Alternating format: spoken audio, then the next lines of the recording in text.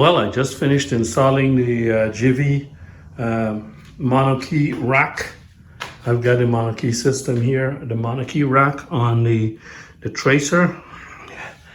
You've got to put an additional bracket underneath here attached to this assembly here, and then you bolt it back in, and these two arms go up, and then there's another bracket here that fixes the plate that you've got to buy separately, and this plate bolts straight onto these 6 points here.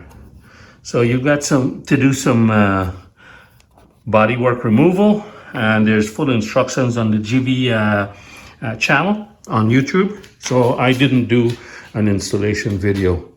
This is an additional bracket that you've got to put in here.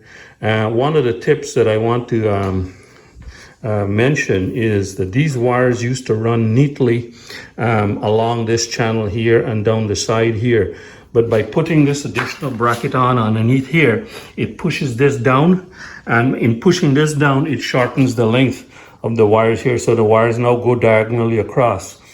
Not a big deal if you use this area here for storage like I do. I put my tire repair kit and all that neatly, prior to this installation, that neatly fit under there, but it no longer neatly fits on, so I've got to kind of mess with it to put it back.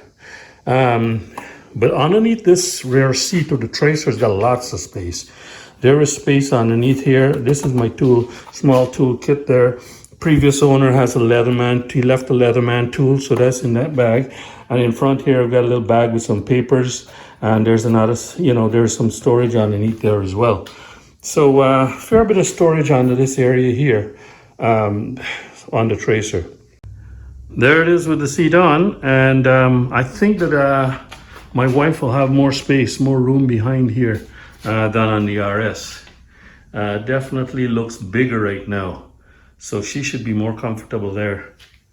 I just noticed that in the low position, I've got a little rattle there. I'm gonna have to get rid of that. This seat here has got a quite an ingenious way of raising and lowering. Right now it's in the lower position. That's why there's a little bit of a gap here. But that little rattle is gonna get on my nerves. But that's it. The ugly old top box is on. Like I made a mention before, I don't particularly like top boxes, but nobody can argue their utility.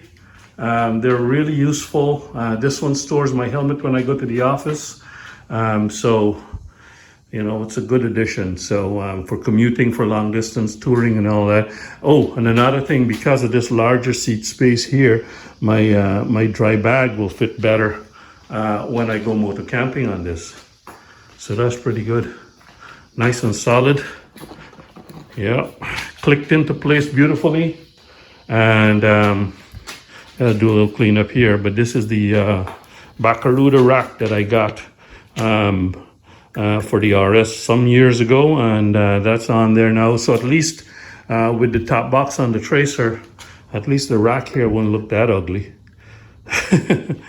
I'm not taking that off, of course. That's gonna stay on, but yeah. The one box is shared between the two bikes.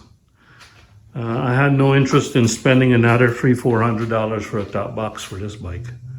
So I'm only going to be riding one bike at a time. So one top box, both bikes. Makes a lot of sense to me.